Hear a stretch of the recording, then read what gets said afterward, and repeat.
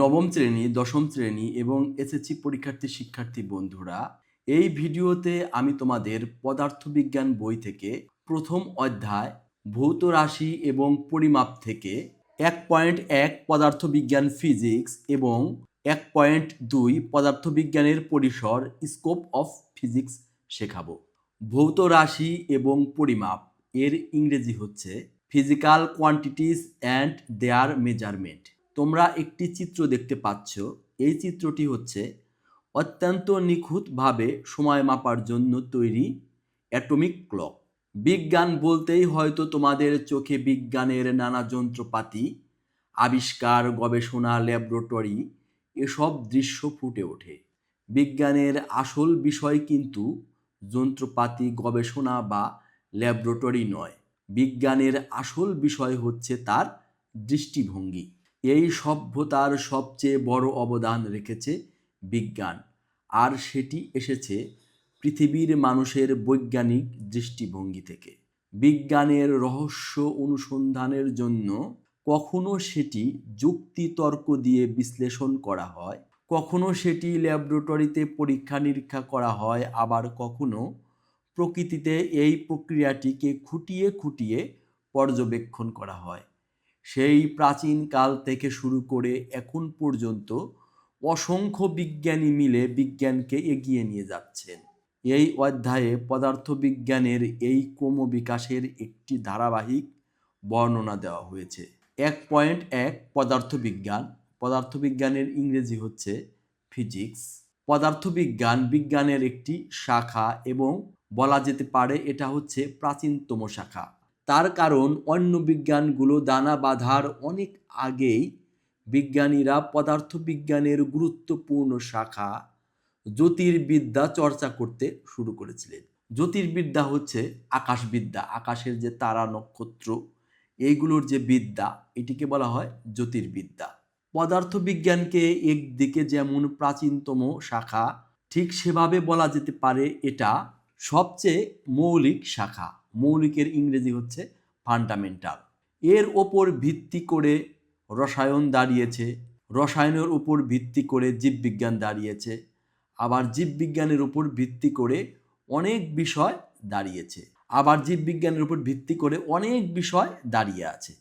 সাধারণভাবে আমরা বলতে পারি বিজ্ঞানের যে শাখা পদার্থ আর শক্তি এবং এই দুইয়ের মাঝে যে আন্তঃক্রিয়া বা ইন্টার রিয়াকশন তাকে বোঝার চেষ্টা করে, সেটা হচ্ছে বিজ্ঞান। তোমরা নিশ্চয়ই অনুমান করতে পেরেছো এখানে পদার্থ বলতে শুধু আমাদের চারপাশের দৃশ্যমান পদার্থ নয়, পদার্থ যা দিয়ে গঠিত হয়েছে, অর্থাৎ অণু, পরমাণু থেকে শুরু করে ইলেকট্রন, প্রোটন, নিউট্রন, কোয়ার্ক বা স্ট্রিং পর্যন্ত হতে পারে। আবার শক্তি বলতে আমাদের পরিচিত স্থিতিশক্তি, গতিশক্তি, মাধ্যাকর্ষণ বা বিদ্যুৎ চৌম্বকীয় শক্তি ছাড়াও সবল কিংবা দুর্বল নিউক্লিয়ার শক্তিও হতে পারে। এখানে পদার্থবিজ্ঞানের যে ব্যাপকতা সেটা বলা হয়েছে। পদার্থবিজ্ঞান কি নিয়ে তৈরি, পদার্থবিজ্ঞানের ভিতর কি কি আছে, এখানে বিস্তারিতভাবে সব দেওয়া হয়েছে। এই প্যারার প্রথমেই পদার্থবিজ্ঞানের সংজ্ঞা দিয়েছে। সাধারণভাবে আমরা বলতে পারি বিজ্ঞানের যে শাখা পদার্থ আর শক্তি এবং এই দুইয়ের মাঝে আন্তঃক্রিয়া তাকে বোঝার চেষ্টা করে, সেটা হচ্ছে পদার্থবিজ্ঞান। পদার্থ এবং শক্তি এই যে দুইটি বিষয়, এই দুইটি বিষয়ের ভিতর যে আন্তঃক্রিয়া বোঝার চেষ্টা করে সেটাই হচ্ছে পদার্থবিজ্ঞান। তারপর পদার্থ বলতে কি বোঝায় তা বলা হয়েছে এবং শক্তি বলতে কি কি বোঝায় তাও এখানে বলা হয়েছে।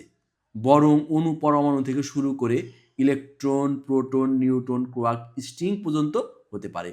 আবার শক্তি বলতে আমাদের চারপাশে পরিচিত যে শক্তিগুলো, স্থিতিশক্তি, গতিশক্তি, মাধ্যাকর্ষণ বা বিদ্যুৎ চৌম্বকীয় শক্তি ছাড়াও সবল কিংবা দুর্বল নিউক্লিয়ার শক্তিও হতে পারে। 1.2 পদার্থবিজ্ঞানের পরিসর, ইংলিশে স্কোপ অফ ফিজিক্স। পদার্থবিজ্ঞান যেহেতু বিজ্ঞানের প্রাচীনতম শাখা এবং সবচেয়ে মৌলিক শাখা, শুধু তাই নয়, বিজ্ঞানের অন্যান্য শাখা কোনো না কোনোভাবে এই শাখাকে ভিত্তি করে গড়ে উঠেছে। তাই খুব স্বাভাবিকভাবেই পদার্থবিজ্ঞানের পরিসর অনেক বড়। শুধু তাই নয়, পদার্থবিজ্ঞানের নানা সূত্রকে ব্যবহার করে নানা ধরনের প্রযুক্তি গড়ে উঠেছে। সেগুলো আমাদের দৈনন্দিন জীবনে ব্যবহার করি। শেষ অধ্যায়ে চিকিৎসা বিজ্ঞানে ব্যবহার করা হয় সেরকম বেশ কয়েকটি যন্ত্রের উদাহরণ দেওয়া হয়েছে। বর্তমান সভ্যতার পিছনে সবচেয়ে বড় অবদান হচ্ছে ইলেকট্রনিক্সের, এবং এই প্রযুক্তিটি গড়ে ওঠার পেছনেও সবচেয়ে বড় অবদান পদার্থবিজ্ঞানের। দৈনন্দিন জীবনযাত্রা ছাড়াও যুদ্ধের তাণ্ডব লীলা থেকে শুরু করে মহাকাশ অভিযান, এরকম প্রতিটি ক্ষেত্রেই পদার্থবিজ্ঞানের ব্যবহার রয়েছে। শুধু তাই নয়, জ্ঞান বিজ্ঞানের অন্যান্য শাখা এবং পদার্থবিজ্ঞানকে একত্র করে নিয়মিতভাবে নতুন নতুন শাখা গড়ে উঠেছে। যেমন অ্যাস্ট্রোনমি ও পদার্থবিজ্ঞান মিলে অ্যাস্ট্রোফিজিক্স তৈরি হয়েছে। জৈব প্রক্রিয়া ব্যাখ্যা করার জন্য জীববিজ্ঞান এবং পদার্থবিজ্ঞান ব্যবহার করে গড়ে উঠেছে বায়োফিজিক্স। রসায়ন শাখার সাথে পদার্থবিজ্ঞান শাখার সম্মিলনে জন্ম নিয়েছে কেমিক্যাল ফিজিক্স। ভূতত্ত্বে ব্যবহার করার জন্য পদার্থবিজ্ঞান ব্যবহার করে তৈরি হয়েছে জিওফিজিক্স, এবং চিকিৎসা বিজ্ঞানে পদার্থবিজ্ঞান ব্যবহার করে গড়ে উঠেছে মেডিকেল ফিজিক্স। কাজেই পদার্থবিজ্ঞানের পরিসরগুলো সুবিশাল এবং অনেক গভীর। পঠন পাঠনের সুবিধার জন্য আমরা পদার্থবিজ্ঞানকে দুটি মূল অংশে ভাগ করতে পারি। সেগুলো হচ্ছে ক্লাসিক্যাল পদার্থবিজ্ঞান এবং আধুনিক পদার্থবিজ্ঞান। ক্লাসিক্যাল পদার্থবিজ্ঞান, এর মাঝে রয়েছে বলবিজ্ঞান, শব্দবিজ্ঞান, তাপ এবং তাপগতি বিজ্ঞান, বিদ্যুৎ ও চৌম্বক বিজ্ঞান এবং আলোক বিজ্ঞান। আর আধুনিক পদার্থবিজ্ঞানের মধ্যে রয়েছে কোয়ান্টাম বলবিজ্ঞান এবং আপেক্ষিক তত্ত্ব ব্যবহার করে যে আধুনিক পদার্থবিজ্ঞান গড়ে উঠেছে সেগুলো হচ্ছে আণবিক ও পারমাণবিক পদার্থবিজ্ঞান, নিউক্লিয়ার পদার্থবিজ্ঞান, কঠিন অবস্থার পদার্থবিজ্ঞান এবং পার্টিকেল ফিজিক্স।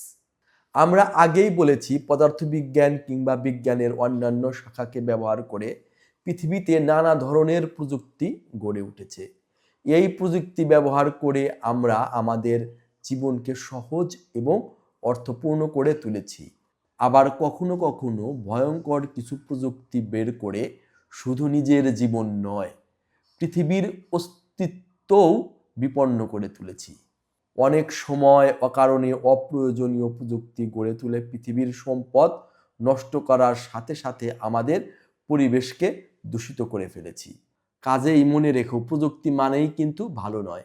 পৃথিবীতে ভালো প্রযুক্তি যেরকম আছে ঠিক সেরকম খারাপ প্রযুক্তিও আছে।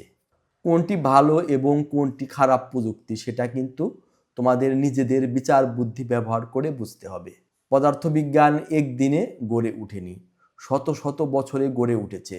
পদার্থবিজ্ঞানীরা তাদের চারপাশের রহস্যময় জগৎকে দেখে প্রথমে কোনো একটা সূত্র দিয়ে সেটা ব্যাখ্যা করার চেষ্টা করেছেন। পরীক্ষা নিরীক্ষা করে সেই সূত্রকে কখনো গ্রহণ করা হয়েছে, কখনো পরিবর্তন করা হয়েছে, আবার কখনো পরিত্যাগ করা হয়েছে। এভাবে আমরা পদার্থের ক্ষুদ্রতম কণা থেকে শুরু করে মহাবিশ্বের বৃহত্তম আকার পর্যন্ত ব্যাখ্যা করতে শিখেছি। এই শেখাটা হয়তো এখনো পূর্ণাঙ্গ নয়, বিজ্ঞানীরা সেটাকে পূর্ণাঙ্গ করার চেষ্টা করে যাচ্ছেন, যেন কোনো একদিন অত্যন্ত অল্প কিছু সূত্র দিয়ে আপাত দৃষ্টিতে ভিন্ন ভিন্ন বিষয়ের সব কিছু ব্যাখ্যা করা সম্ভব হয়ে যাবে।